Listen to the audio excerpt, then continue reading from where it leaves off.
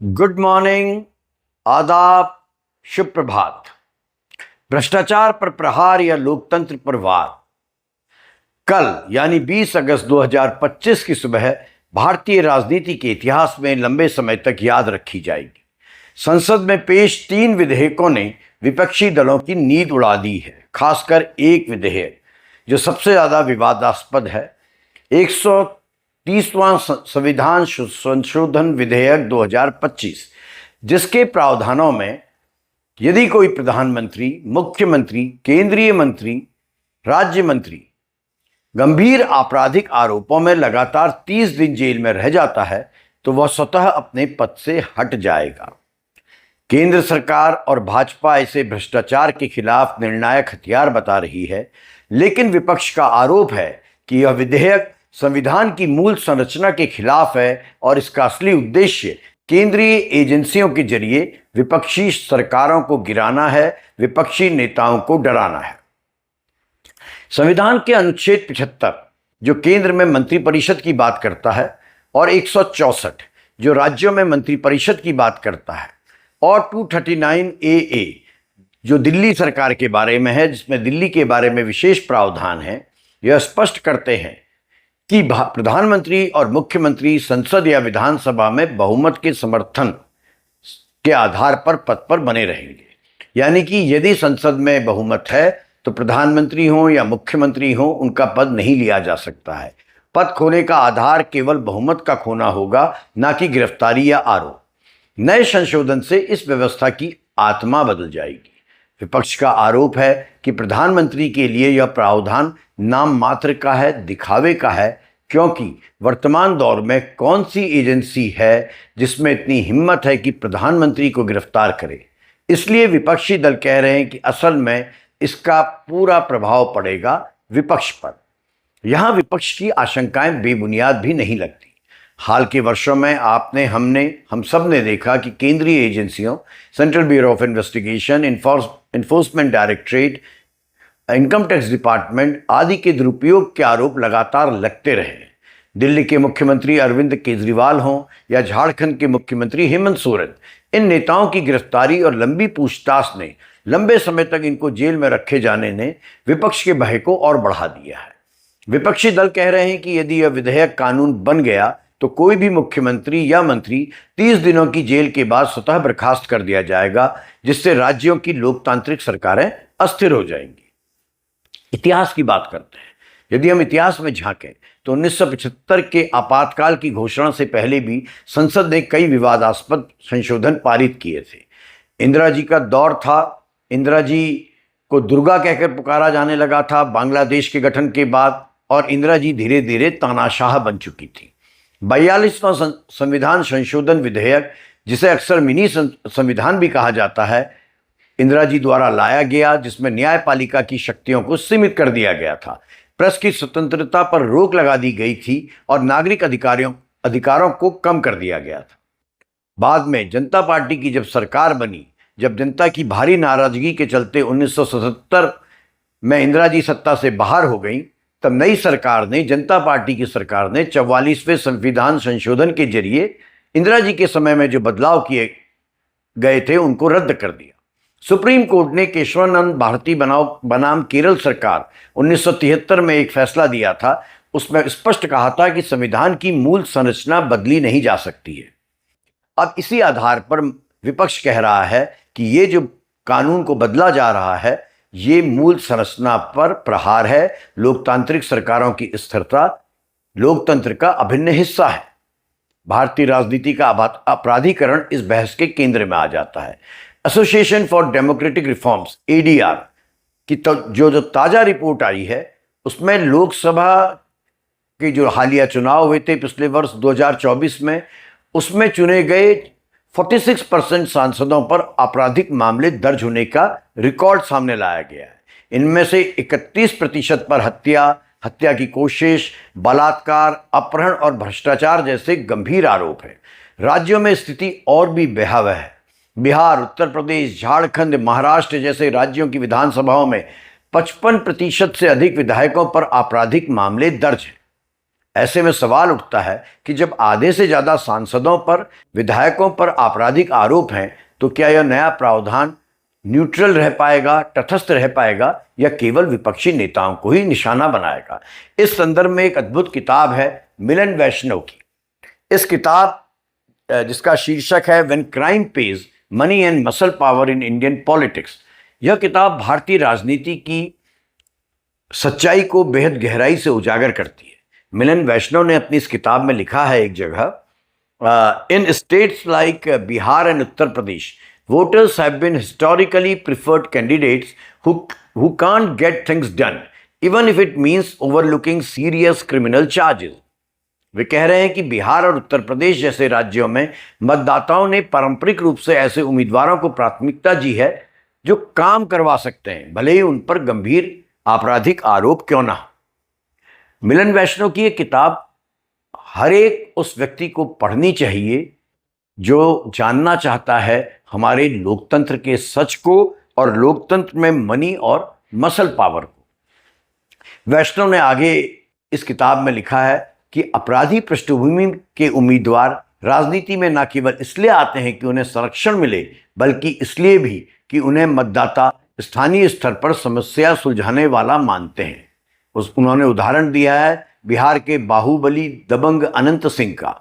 बिहार के मोकामा के बाहुबली नेता अनंत सिंह, जिन पर हत्या से लेकर जबरन वसूली तक के कई मामले दर्ज थे, फिर भी वे हर चुनाव भारी मतों से जीतते रहे। वैष्णव ने अपनी इस पुस्तक में लिखा है कि यह एक लोकतांत्रिक विरोधाभास है जहां जनता अपराधी नेताओं को ही अपना रक्षक मानने लगी है। ये एक बहुत गंभीर बात उन्होंने अपनी इस पुस्तक में रेखांकित की है। इसी पृष्ठभूमि में हम भाजपा की वॉशिंग मशीन का भी संदर्भ जोड़ सकते हैं। भाजपा की वॉशिंग मशीन क्या है, ये आप सभी जानते हैं।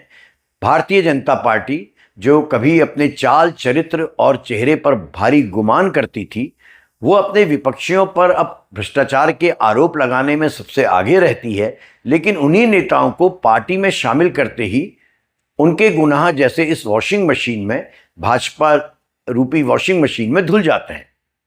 असम के वर्तमान मुख्यमंत्री, जो इन दिनों विपक्षियों पर मुकदमे दर्ज कराने के लिए, पुलिस भेजने के लिए कुख्यात हैं, हेमंत बिस्वा शर्मा, उनका उदाहरण लीजिए। कांग्रेस सरकार में जब वो मंत्री थे, तब उन पर जमीन घोटालों और भ्रष्टाचार के गंभीर आरोप लगाए गए थे। आरोप लगाने वाली भाजपा थी। भाजपा नेता उन दिनों उन पर खूब हमले करते थे, मगर 2015 में भाजपा में शामिल होते ही यही शर्मा जी ईमानदारी के प्रतीक बना दिए गए हैं। इस समय तो भाजपा के सुपर चीफ मिनिस्टर्स में ये शामिल है। महाराष्ट्र का उदाहरण लीजिए। अजीत पवार पर 70,000 करोड़ रुपए के सिंचाई घोटाले का आरोप भाजपा लगाती है। स्वयं प्रधानमंत्री नरेंद्र मोदी ने 2014 में सार्वजनिक मंच से कहा था, अजीत पवार ने महाराष्ट्र की नदियां सुखा दी हैं। ये प्रधानमंत्री जी ने कहा था, नरेंद्र मोदी जी ने कहा था। आज वही अजीत पवार भाजपा सरकार में महाराष्ट्र के उप मुख्यमंत्री हैं और भाजपा के साथ सत्ता में बैठे हैं, मुस्कुरा रहे हैं। यही स्थिति तृणमूल कांग्रेस के मुकुल राय और शुवेंदु अधिकारी जैसे नेताओं की है, जिन पर पश्चिम बंगाल के कुख्यात चिटफंड घोटाले में संलिप्त होने के आरोप थे। भाजपा इन आरोपों को लगाती थी, लेकिन अब वो भाजपा में शामिल हो गए हैं और ईमानदार बन गए हैं। मिलन वैष्णव ने अपनी इस पुस्तक में लिखा है, The failure of Indian public institutions to keep pace with the dramatic political, economical and social transformations underway has led to severe gaps in governance. The end result of this disjuncture has been a proliferation of grand corruption. यानी भारत की सार्वजनिक संस्थाएं राजनीतिक, आर्थिक और सामाजिक बदलाव के अनुरूप सामंजस्य नहीं बिठा सकी, जिससे शासन में बड़े अंतर पैदा हुए। इसका परिणाम व्यापक भ्रष्टाचार का प्रसार होना रहा है। वापस आते हैं बिल पर। विपक्ष इस बिल को चयनात्मक नैतिकता कह रहा है। विपक्षी दलों का तर्क है कि यदि भाजपा वाकई भ्रष्टाचार के खिलाफ है, तो फिर उसे दागी नेताओं को पार्टी में शामिल करने से बचना चाहिए था। और ये बड़ा महत्वपूर्ण तर्क है। ये सारे नेता कांग्रेस से आए, तृणमूल कांग्रेस से आए, अन्य दलों से आए और भाजपा में आते ही इनके सारे दाग धुल गए। भाजपा की लेकिन रणनीति स्पष्ट है, सत्ता में बने रहने के लिए हर ताकतवर चेहरे को, चाहे वो बाहुबली हो, गुंडा हो, हत्यारा हो, उस पर कितने भी आरोप हों, अपने साथ जोड़ लेना। यही वजह है कि नए संशोधन को लेकर विपक्ष आशंकित है। एक बहुत बड़ा वर्ग आशंकित है कि यह भ्रष्टाचार उन्मूलन नहीं बल्कि विपक्ष उन्मूलन की योजना है। इस विधेयक के खिलाफ कानूनी लड़ाई भी शुरू होने की अब पूरी संभावना बन गई है। कई संवैधानिक विशेषज्ञों का मानना है कि यदि यह कानून बनता है तो इसे सुप्रीम कोर्ट में चुनौती दी जाएगी। केशवानंद भारती केस में सुप्रीम कोर्ट कह चुका है कि संविधान की मूल संरचना के साथ छेड़छाड़ करने का अधिकार संसद को नहीं है। वरिष्ठ वकील प्रशांत भूषण कहते हैं कि संविधान की मूल संरचना में बदलाव का कोई भी प्रयास न्यायपालिका द्वारा रोका जाएगा, जैसे 42वें संशोधन के मामले में हुआ था। लेकिन भाजपा दावा कर रही है कि इस संशोधन से ईमानदार राजनीति को बढ़ावा मिलेगा और अपराधियों की जगह जेल में होगी, सत्ता में नहीं। ये कमाल की बात है जो भारतीय जनता पार्टी कह रही है, दावा कर रही है। इसलिए फिर वही सवाल खड़ा होता है, सेम क्वेश्चन, कि क्या भाजपा अपने ही नेताओं पर भी यह प्रावधान लागू करने को तैयार है? आप जानते हैं, मैं जानता हूं, सभी जानते हैं ऐसा नहीं है। और यदि नहीं है तो यह संशोधन विपक्ष की नजर में एक राजनीतिक हथियार ही रहेगा और विपक्ष ही नहीं, देश की जनता का एक बड़ा वर्ग आशंकित रहेगा, आशंकित हो चुका है कि आखिर केंद्र सरकार की और भारतीय जनता पार्टी की मंशा क्या है इस विधेयक को लाने की। एक तरफ वोट चोरी के आरोपों को लेकर राहुल सड़कों पर हैं, बिहार में हंगामा मचा हुआ है, राहुल को वेलकम कर रही है जनता, तो दूसरी तरफ यकायकी इस प्रकार के बिल संसद में रख दिया जा रहा है, वो भी इस मानसून सत्र के अंतिम दिनों में। आज़ादी के 68 साल बाद भी भारतीय लोकतंत्र एक निर्णायक मोड़ पर अब आ खड़ा हुआ है। यदि यह विधेयक पारित होता है तो यह तय करेगा कि क्या भारत अपराध मुक्त राजनीति की ओर बढ़ेगा या विपक्ष मुक्त लोकतंत्र की ओर फिसलेगा। इतिहास गवाह है कि जब भी लोकतंत्र की जड़ों को कमजोर किया जाता है, जनता अपनी ताकत दिखाती है, अपनी शक्ति का प्रदर्शन करती है। 1977 की तरह जब इंदिरा जी को सत्ता से बाहर कर दिया था और जनता पार्टी की सरकार बनी थी। हालात लेकिन इस बार कहीं ज़्यादा जटिल हैं, क्योंकि सेंट्रल गवर्नमेंट की एजेंसियां, मीडिया नैरेटिव और बहुमत की ताकत भाजपा के पक्ष में खड़ी है। इस बिल का हश्र जो भी हो, सुप्रीम कोर्ट में यदि इसे चैलेंज किया गया और यदि सुप्रीम कोर्ट इस बिल को गैर संवैधानिक करार दे, यह सब भविष्य के गर्भ में छुपा है। इस समय तो कहीं दूर स्वर्ग में बैठे कवि अदम गोंडवी शायद खुश हो रहे होंगे कि दशकों पहले उनकी लिखी कविता को भाजपा ने संज्ञान में ले लिया है और अब शायद हालात बदलें। बहुत प्रसिद्ध कविता है, अपनी बात इससे समाप्त करता हूं। गोंडवी ने लिखा, काजू भुने प्लेट में, विस्की ग्लास में, उतरा है रामराज विधायक निवास में। पक्के समाजवादी हैं, तस्कर हों या डकैत, पक्के समाजवादी हों, तस्कर हों या डकैत, इतना असर है खादी के उजले लिबास में।